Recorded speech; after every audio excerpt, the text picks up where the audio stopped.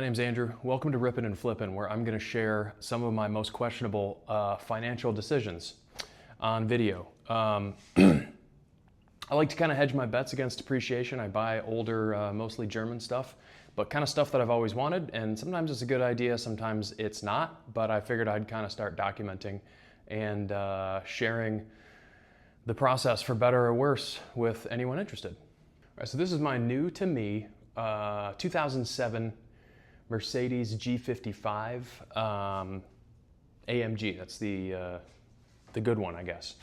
I'll splice in some shots here, but I'll tell you the backstory first. I was on an auction website, and as I often am, and just saw. I've always wanted one of these. Thought it was super cool. I liked the kind of the lifted look. It's slightly lifted. Got some big knobby tires on it. It's got an awesome roof rack on it. It's got the brush guard up front.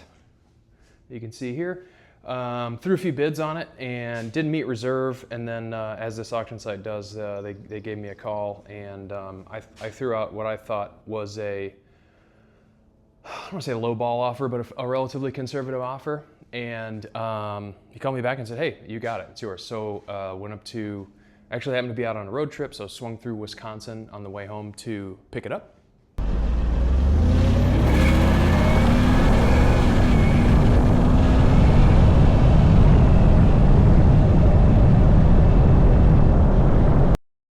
Okay, so this is a rough tour of the G55 AMG. As I said, 2007, this thing has, believe it or not, 147,000 miles on it. But it seemed like it had a pretty good history and obviously like presents pretty well. So I kind of took a shot on it. So a couple things on the outside. Obviously it's missing these usually come with like a hard painted cover. There is a wheel, like a full-size wheel, but neither the tire nor the wheel matches the wheels that are on here, which are AMG wheels, which I think are super cool.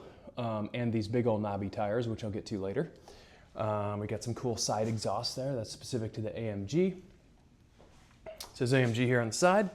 We got the brush guards. Not all of these have this brush guard on the front, which I think also just kind of lends to the look. And another thing I kind of discovered later is that this one has an updated front end on it. I don't know how much of it's updated, but the bumper is for sure, because it's got parking sensor openings with no actual parking sensors in there. So it's obviously from a later date. And that's one of the things I've been told is super cool about these cars, is because they've barely changed the style over the years, you can kind of just swap parts in and out of them. So I believe front end's been updated a little bit. I believe the back end's been updated possibly a little bit too. The lights they're kind of like LED, which I feel like was not a normal thing in 2007. We get this really cool roof rack. This thing, I haven't looked up pricing on this, but there's no way it was cheap, because it is large and extensive when we got a little ladder to climb up there. And this does have a slight lift on it, but it's actually just standard AMG suspension rather than the lowered, standard G-Wagon suspension rather than the lowered AMG suspension. Inside you get some wood and leather. It's really a pretty nice looking interior, and it holds up well. I'm usually kind of a BMW guy, and what I'm learning more and more, I mean, this doesn't look like 147,000 mile leather. If this was a BMW, this would actually absolutely be destroyed.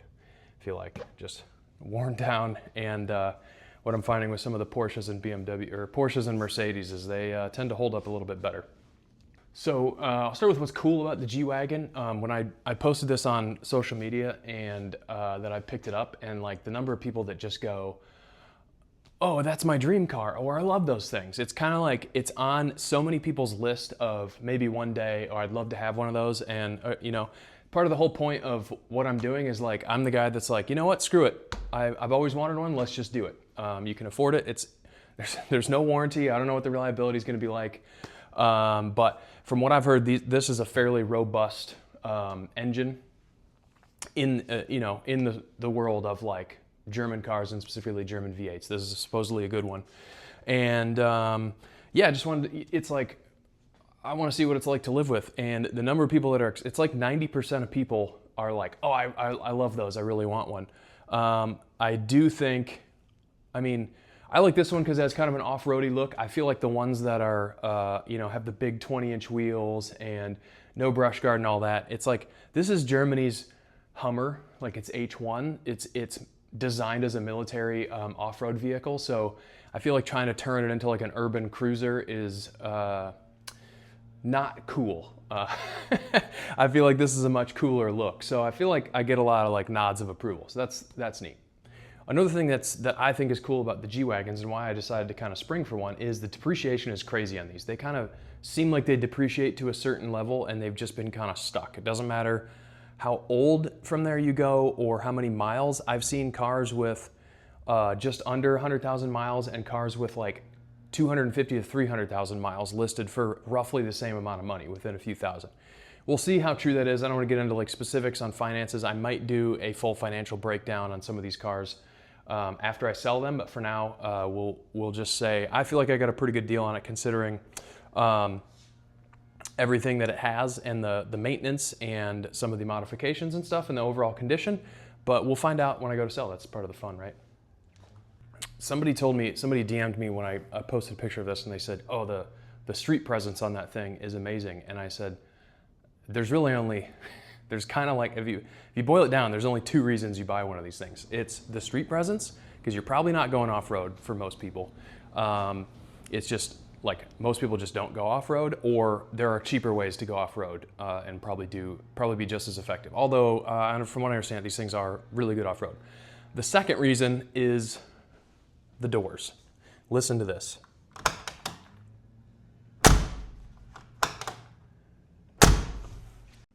The back, the tailgate, is the heaviest of the doors. I mean, it's this whole thing. It opens sideways. Look at this. Oh, I mean, there's a ton. I apologize. I didn't clean it out before I got to it. There's a ton of space in here, but there's a spare tire on it, and it's just heavy as it is, and there's a spare tire on it. I mean, the thing just takes so much effort and just sounds awesome. It's so satisfying to close the doors. Take a look at the inside. We got this pretty cool illuminated AMG sill. Again, I kind of just got this thing. I haven't really done a full detail on it or anything, as I often do. But you got the leather and everything's in really good shape. With the kind of common touch points. There's a little wear on the steering wheel here, but really it's kind of all there. It's all intact. And from the driver's seat, see if I can, there we go, a little wider. From the driver's seat, you got this kind of nice wood and leather steering wheel. You do have like an ancient nav system. It's basically worthless. Then you've got your triple locking differentials, which I guess is really cool if you're going off-road. And your warning sign, not to basically touch those buttons at any time. You want to be fully off-road. You've got your cup holders, your passenger cup holder, which is this net thing. I think that maybe folds, oh yeah, it folds down if you don't want to use it, but it's just looks like they stuck it on as an afterthought. And then of course we have this one, which works pretty well for a can, but it is, this one's broken. So it's like, and it's just weird. It's like a leather wrapped plastic cup, just with like a little peg, and it just like, so there's a little piece that's broken right here. So I actually have a new one right here, brand new one that I haven't installed yet, but I'll show that later. It looks like there's just two screws here and I can pop a new one in, so that's cool. So getting into some cons of the G55, or this G55 specifically. One is the tires I mentioned earlier are the loudest things I've ever experienced on a vehicle. They're horrible. So if I keep this car for too long, I'm gonna want to swap those out. Probably, I looked them up. They're like $400 a tire. They're not inexpensive, but and they look awesome. I wish I would like to find a way to preserve the look and reduce the road noise. I'll try and shoot some rolling video later to express that, but it's not great. Being that I guess that's just an older, it's a mid to late 2000s Mercedes. I think was a period where they weren't necessarily known for quality on some of their vehicles. This is my first Mercedes, so I can't really speak to that too much, but things like this center console, just kind of junky. some other things. Everything else like feels pretty solid. When you drive, there's creaks and rattles in here, and that might just be you know, more to do with the way the car's built and just the general age, again, the mileage. So I'm not trying to hold it against it too much.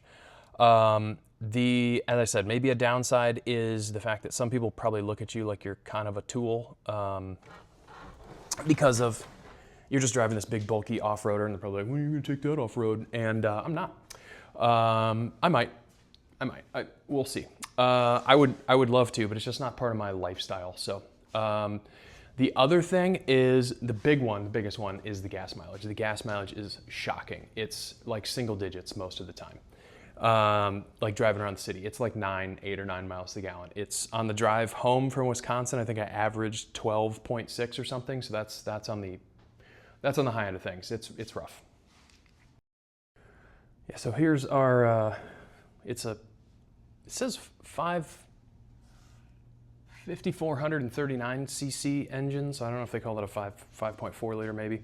But you got a nice handsome supercharger there, and you will notice, or you may notice, that the engine kind of sits this way, which I understand is totally normal for these engines. I don't absolutely know why. I'm sure there's some kind of engineering reason, but yeah, it's pretty well packed in there, and it has, I think 500 horsepower. I don't recall the torque, but it is sufficient. It's a sufficient amount of torque. Yeah, this thing, it definitely has sufficient power to move, and it probably goes faster than you're comfortable going. The suspension's not really like sports car suspension, but 500-ish horsepower and a lot of torque on these big old knobby tires and kind of off-roady suspension is, you pretty much floor it for a second or two, and then you realize I'm going way faster than I'm comfortable going in this particular vehicle, and you lay off, and then you've spent about $5 in gas. Yeah, so other stuff, things wrong or not so great about the G55. There's another thing that's good while we're here. Cool taillights that I believe have been updated, but you got some stuff around the hinges here. I would imagine this vehicle was garage kept a fair amount of the time because it is in overall really nice shape. But a little crack here.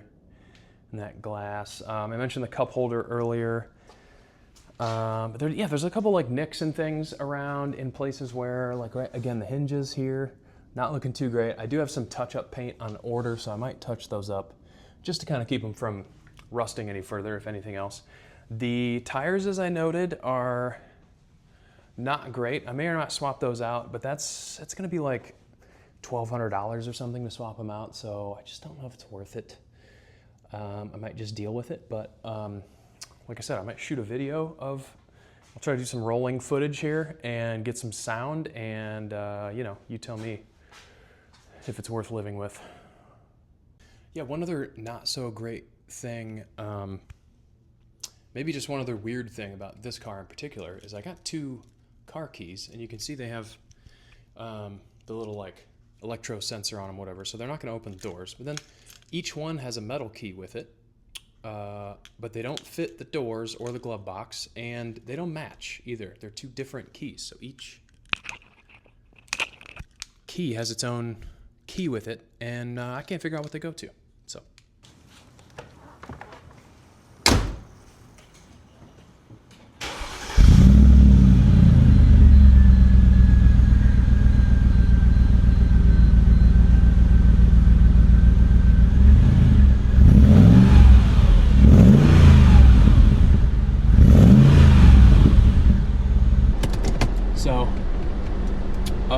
I measured this car. I should say I had the seller measure the car, and I measured my garage door, and we'll say the clearance is minimal. So as I pull out, you won't be able to hear it, but just on the back end of that roof rack, we hear a little, just a tiny little scrape as we pull out. And I think we're just hitting like the rubber seal on it, but there it is. I live in a city where the roads are not typically of a good quality. There's potholes.